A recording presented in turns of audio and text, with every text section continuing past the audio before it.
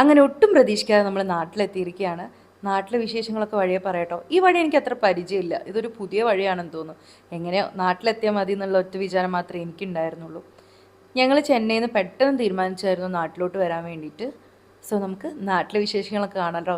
എന്തായാലും പോകുന്ന വഴിയൊക്കെ അടിപൊളിയാണ് അല്ലേ, നല്ല വാഴത്തോട്ടങ്ങളും എല്ലാം ഉണ്ട്, നല്ല അടിപൊളി ലൊക്കേഷൻസും കാര്യങ്ങളൊക്കെയാണ് പോകുന്ന വഴിയിൽ.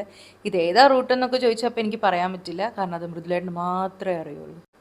ചെന്നൈയിലെ വർക്കിൻ്റെ സ്ട്രെസ്സും അതുപോലെ തന്നെ പ്രഷറും എല്ലാം മറക്കുന്നത് ഇതുപോലത്തെ ഈ ഗ്രീൻ സീനറി കാണുമ്പോഴാണ് നമ്മുടെ നാട്ടിലെത്തുമ്പോൾ.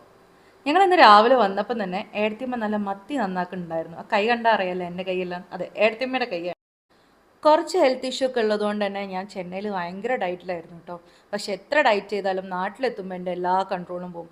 കാരണം നാട്ടിലെ വിഭവങ്ങൾ തന്നെയാണ്, വേറെ ഒന്നുമല്ല. ചെന്നൈയിൽ വേറെ എന്ത് കിട്ടാനാ, നമ്മൾ ഹോട്ടലിൽ കയറി കഴിക്കുന്നതല്ലേ ഉള്ളൂ.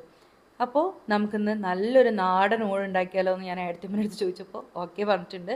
നമുക്കിന്ന് മത്തിക്കറിയും അതുപോലെ തന്നെ നല്ല മത്തി പൊരിച്ചതും വാഴക്കൂമ്പ് ഉപ്പേരിയും. എന്നെ കണ്ടപ്പോൾ തന്നെ ഏടത്തിയമ്മ പറഞ്ഞിട്ട് ഇവിടെ ഒരു വാഴക്കൂമ്പ് ഒടിക്കാനുണ്ട്, നമുക്കത് പോയി ഒടിച്ചിട്ട് വരാമെന്ന്. സോ അതൊക്കെ ഒടിച്ച് വന്നിട്ടുണ്ട്. നമുക്കപ്പോൾ നല്ല വാഴക്കൂമ്പിൻ്റെ ഉപ്പേരിയും നല്ലൊരു ചമ്മന്തിയും. അപ്പോഴാണ് ഞാൻ ആലോചിച്ചത്, അമ്മ കുറച്ച് കപ്പ ഉണ്ടെന്ന് പറഞ്ഞിട്ടുണ്ടെങ്കിൽ അപ്പോൾ ആ കപ്പയും കൂടി നമുക്കൊന്ന് റെഡിയാക്കാമെന്ന്. ഇതെടുത്ത് വെച്ചപ്പോഴാണ് നമ്മുടെ പുളി തീർന്നത് ഓർമ്മ വന്നത്. അങ്ങനെ നമ്മൾ കിട്ടിയ ഇരുമ്പിപ്പുളി വെച്ച് അഡ്ജസ്റ്റ് ചെയ്യാമെന്ന് വിചാരിച്ചു. അപ്പോഴാണ് നമ്മുടെ ചേച്ചീനെ കണ്ടത്. അപ്പോൾ ചേച്ചീനെ അടുത്തുനിന്ന് കുറച്ച് പുളിയും കൂടി ഞങ്ങൾ സംഘടിപ്പിച്ചിട്ടുണ്ട്. എന്തായാലും ഇത് ഏടത്തിയമ്മേൻ്റെ ഒരു സ്പെഷ്യൽ ഡിഷാണ് കേട്ടോ. നമ്മുടെ ഇരുമ്പിപ്പുളി ഇങ്ങനെ മുറിച്ചിട്ടിട്ട് അതിലേക്ക് തക്കാളി, പച്ചമുളക്, വെളുത്തുള്ളി, ഇഞ്ചി ഒക്കെ ആഡ് ചെയ്തിട്ട് മുളക് പൊടിയും മഞ്ഞൾപ്പൊടിയും ഉപ്പും ഇട്ടിട്ട് നല്ലോണം പുളി പിഴിഞ്ഞ് തിളപ്പിക്കാൻ വെക്കും. അതിനുശേഷം അത് നന്നായി തിളച്ച് വന്നതിന് ശേഷം മത്തി ആഡ് ചെയ്ത് കൊടുക്കും. അങ്ങനെ ഒരു തിള വന്ന് കുറച്ച് കറിവേപ്പിലും കുറച്ച് വെളിച്ചെണ്ണ ഒഴിച്ചാൽ നമ്മുടെ മത്തിക്കറി റെഡിയായി. ഈ മത്തിക്കറിയൊക്കെ കാണുമ്പോഴാണ് എൻ്റെ ഹോസ്റ്റൽ ലൈഫിനെ പറ്റി എനിക്ക് ഓർമ്മ വരുന്നത്. 12 മണിയൊക്കെ ആകുമ്പം, അതായത് പഠിച്ച് മാത്രമല്ല കേട്ടോ, കഥയൊക്കെ പറഞ്ഞ് ക്ഷീണിച്ചിരിക്കുമ്പോഴായിരിക്കും നല്ല വിശപ്പ് വരുന്നത്. പിന്നെ ഞങ്ങൾ ഒന്നും നോക്കില്ല, നേരെ നമ്മുടെ മെസ്സിലോട്ട് പോകും. അവിടെ പോയിട്ടുണ്ടെങ്കിൽ നല്ല വെള്ളത്തിലിട്ട് വെച്ച് ചോറുണ്ടാവും. അത് ഊറ്റിയെടുത്ത് അതിലേക്ക് കുറച്ച് ഉപ്പും മുളക് പൊടിയും ഉള്ളിയും ഒരു ചെറിയ കഷ്ണം പുളിയും വെളിച്ചെണ്ണ ഒഴിച്ച് നന്നായിട്ട് ഞരണ്ടിയിട്ട് ആ ചോറിലിട്ടിട്ട് കഴിക്കും കേട്ടോ. അതൊരു അടിപൊളി ടേസ്റ്റ് തന്നെയാണ്. ഞങ്ങൾ മാത്രമല്ല, സീനിയേഴ്സും ഉണ്ടാവും. പിന്നെ ഒരാളായിരിക്കും കേട്ടോ ഇതെല്ലാവർക്കും വാരിത്തരുന്ന ഒരു സുനിത ചേച്ചി. ആ ചേച്ചിയും ഞങ്ങൾ ഇപ്പോഴും ആലോചിക്കുന്നു. ഹോസ്റ്റൽ ലൈഫ് ഇതൊക്കെ ആലോചിക്കുന്ന സമയത്ത് ശരിക്കും പൊളിയാണ് കേട്ടോ. പിന്നെ ഇതൊക്കെ പറഞ്ഞുകൊണ്ടിരിക്കുന്നതിൻ്റെ കൂട്ടത്തിൽ ഞാൻ മറന്നുപോയി, നമ്മുടെ കപ്പ നമ്മൾ വേവിക്കാൻ വെച്ചിട്ടുണ്ടായിരുന്നു. ഇനി നമ്മുടെ ഉപ്പേരിയാണ്. ഇതെന്ന് പറയുന്നത് നമ്മുടെ പറമ്പിൽ തന്നെ ഉണ്ടായ വാഴയുടെയാണ് കേട്ടോ, അതായത് വാഴപ്പൂവ്. ഇത് ചെന്നൈയിൽ ഇതിനെ കൊണ്ട് വടയൊക്കെ ഉണ്ടാക്കാറുണ്ട്. ഇത് സിമ്പിൾ റെസിപ്പിയാണ് കേട്ടോ. അതായത് കുറച്ച് തേങ്ങയും വെളുത്തുള്ളിയും ചെറിയുള്ളിയും ജീരകവും കൂടി പച്ചമുളകും ഇട്ടിട്ട് ചെറുതായിട്ടൊന്ന് അടിച്ചെടുക്കുക. എന്നിട്ട് നമ്മൾ ഈ അരിഞ്ഞു വെച്ചിരിക്കുന്ന വാഴപ്പൂവിൻ്റെ അകത്തേക്ക് നമ്മൾ അരപ്പിട്ട് കഴിഞ്ഞിട്ടുണ്ടെങ്കിൽ നമ്മുടെ ഉപ്പേരി ഇവിടെ റെഡിയാവും.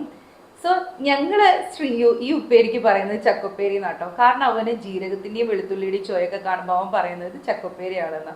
എന്തോ ആവട്ടെ, അവൻ കഴിക്കുന്നുണ്ടല്ലോ, അത് മാത്രം മതി. സോ അങ്ങനെ നമ്മുടെ ഉപ്പേരി ഇവിടെ റെഡി ആവുന്നതിനുള്ളിൽ ഞങ്ങൾ ഒരു ചമ്മന്തി റെഡിയാക്കിയിട്ടുണ്ടായിരുന്നു. ചമ്മന്തിൻ്റെ റെസിപ്പിയും വളരെ സിമ്പിളാണ് കേട്ടോ.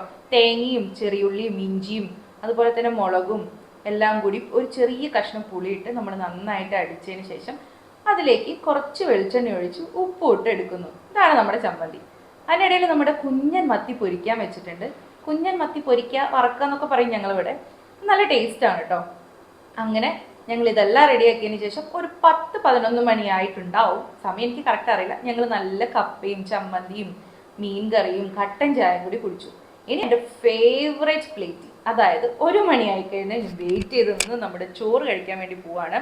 നല്ല ചോറും അതുപോലെ തന്നെ നമ്മൾ ഉണ്ടാക്കിയ ഉപ്പേരിയും. പിന്നെ ഇത് പേരക്കയുടെ അച്ചാറാണ് കേട്ടോ. ഇത് ഞാൻ ചെന്നൈയിൽ നിന്ന് പോകുമ്പോൾ കൊണ്ടുപോയതായിരുന്നു. എന്തായാലും നിങ്ങൾക്ക് റെസിപ്പി ഞാൻ ഷെയർ ചെയ്യാം കേട്ടോ. നമ്മുടെ മീൻ പൊരിച്ചതും മീൻ കറിയും പച്ചക്കറിയും കൂടി ഒഴിച്ചിട്ട് നമ്മുടെ ഫുഡ് കഴിക്കാൻ വേണ്ടി പോവാണ്. സോ ഫുഡൊക്കെ കഴിച്ചു കഴിഞ്ഞപ്പോഴാണ് കേട്ടോ നമ്മുടെ സാൻവി എണീച്ചത്. ഫുഡൊക്കെ അടിപൊളിയായിരുന്നു.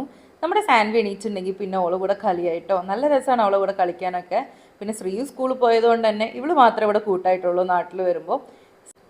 അത് പിന്നെ ഞാനിനി എപ്പോൾ വന്നാലും ഇവളിവിടെ ഉണ്ടാവും. അതായത് ഓളെ ഭാഷയിൽ പറയുകയാണെങ്കിൽ നീ സ്കൂളിൽ പോകുന്നില്ലെന്ന് ചോദിക്കുമ്പോൾ വാവ സ്കൂളിൽ പോകുന്നില്ല എന്നവൾ തിരിച്ചു പറയും.